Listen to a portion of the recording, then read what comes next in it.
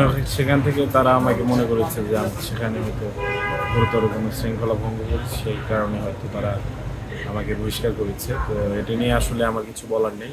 ঢাকা বিশ্ববিদ্যালয়ের যে কোনো শিক্ষার্থী যারা রানিং আছে তারা প্রার্থী হতে পারে ডাকসু নির্বাচনে। তো আমি সেই মোতাবেক একটি ফর্ম সংগ্রহ করেছিলাম এবং হয়তো সে কারণে আমাকে বহিষ্কার করা হতে পারে, তারা পরিষ্কার করেন। তো এটা আসলে একান্তই তাদের ব্যাপার। আমি আমার জায়গা থেকে যতদিন সংগঠন ছিলাম আমি সততার সাথে আমার দায়িত্ব পালন করার চেষ্টা করেছি। পরবর্তীতে আসলে এনসিপির সাথে যুক্ত থাকা না থাকা নিয়ে আমার আসলে ভাবনা নেই, কারণ আমি ডাকসুর জন্য সব কিছু ফোকাস করেছি এবং আমার ডাকসুর জন্যই এখন সকল কিছু চিন্তা। তো তার বাইরে আমার আপাতত কোনো চিন্তা নেই। আসলে নতুন বাংলাদেশে আমাদের অনেক বেশি প্রত্যাশা ছিল। আমরা অনেক সবাই যারা মাঠে ছিল এবং আমরা আন্দোলনে নেতৃত্ব দিয়েছি, প্রত্যেকেরই সেখানে জীবন ঝুঁকিতে ছিল। সেই ঝুঁকি নিয়ে কিন্তু প্রত্যেকে আন্দোলনে যুক্ত ছিল। কিন্তু সেই আন্দোলনের ফলশ্রুতিতে আমরা যে নতুন বাংলাদেশ প্রত্যাশা করেছিলাম, সেই নতুন বাংলাদেশ অনেকাংশে এখন ফিকে হয়ে যাচ্ছে দিনকে দিন। তো আমাদের কাছে মনে হচ্ছে যে আমরা যদি ঐক্যবদ্ধ না থাকতে পারি, এটি আসলে যে কেউই সুযোগ নিতে পারে। তো সেক্ষেত্রে আমাদের মনে হয় যে রাজনৈতিক দলগুলো অবশ্যই এবং সিভিল সোসাইটিরও এগিয়ে আসা উচিত, যেন বাংলাদেশ ভুল পথে না পরিচালিত হয় এবং রাজনৈতিক দলগুলোকে একটি জায়গায় রাখার জন্য বা রাজনৈতিক দলগুলো যেন একে অপরের বিরুদ্ধে গিয়ে না দাঁড়ায়, সেজন্য একটি শক্তিশালী সিভিল সোসাইটি বাংলাদেশের প্রয়োজন, যেটি আসলে বাংলাদেশে নেই। এবং 24-এর গণ অভ্যুত্থানকে রক্ষা করা এটি আসলে শুধু রাজনৈতিক ব্যক্তিদের দায় না, এটি আসলে সারা বাংলাদেশের সকল মানুষের দায়। সেই জায়গা থেকে আমার মনে হয় যে ঐক্যবদ্ধ থাকাটা খুব বেশি জরুরি, কারণ 24-এর গণ অভ্যুত্থানে যে শক্তির প্রয়োজন ছিল সেই শক্তিটা হলো তারুণ্যের ধ্বংসাত্মক শক্তি। তো আমরা ফ্যাসিস্টকে সেখানে ধ্বংস করে দিয়েছি। এটা এখন আসলে দেশ গড়ার সময়। দেশ গড়ার সময় যদি আমরা আলাদা হয়ে যাই, তাহলে কিন্তু আমরা দেশটাকে আমাদের মন মতো করতে পারবো।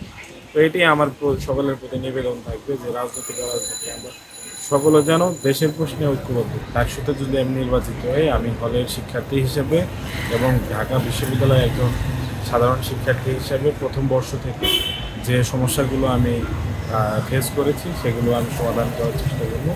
এর মধ্যে আবাসন সমস্যা, খাবার, তারপর নিরাপত্তা এবং ঢাকা বিশ্ববিদ্যালয়কে 1 বছরের মধ্যে যতটুকু সম্ভব ডিজিটালাইজ করা এবং ঢাকা বিশ্ববিদ্যালয় কেন্দ্রীয় গ্রন্থাগারের যে সমস্যা সেগুলো নিয়েই মূলত কাজ করব। 1 বছরের মধ্যে আসলে খুব বেশি কাজ করার সুযোগ থাকে না, তবে ঢাকা বিশ্ববিদ্যালয়কে একটি উন্নয়নের রোডে পৌঁছে দেওয়ার জন্য যা যা করা দরকার সেটি আমি চেষ্টা করি। দেখুন, আমরা যখন ফেব্রুয়ারি মাসে ফেরত যাই, ফেব্রুয়ারি মাসে ঢাকা বিশ্ববিদ্যালয়ে একটি ছাত্র সংগঠনের জন্ম হয়।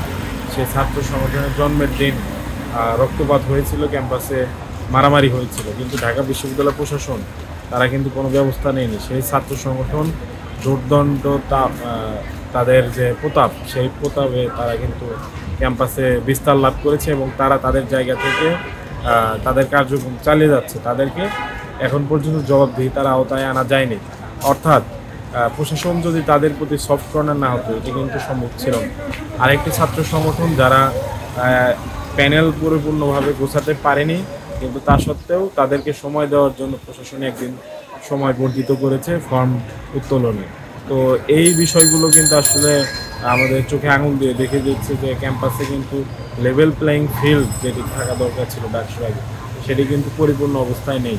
আশা করছি সামনের যে দিনগুলো, সেই দিনগুলোতে প্রশাসন তৎপর হবে। আর ডাকসু যদি যত সময় না হয় সেক্ষেত্রে এবং লেভেল প্লেয়িং ফিল্ড যেটি বলে সেটি যদি সৃষ্টি না হয়, তাহলে সাধারণ শিক্ষার্থীরা কিন্তু ডাকসুর দাবিতে মাঠে নামতে পারে। আমি মোহাম্মদ মাহিন সরকার, আমি ডাকসু নির্বাচনে জিএস অর্থাৎ সাধারণ সম্পাদক পদপ্রার্থী।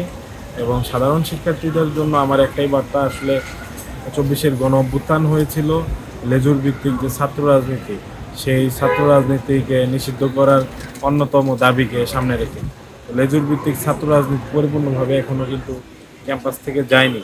বিভিন্ন লেজুর ভিত্তিক ছাত্র সংগঠন যেমন আছে, এমনকি যারা দাবি করে নিজেদেরকে লেজুর ভিত্তিক, তারা করে না, তারপরও তারা দেখা যাচ্ছে ক্যাম্পাসে অ্যাক্টিভিটি চালিয়ে যাচ্ছে। এটি আসলে সেই সাধারণ শিক্ষার্থীদের সাথে একটি প্রতারণা এবং প্রহসনমূলক আচরণ।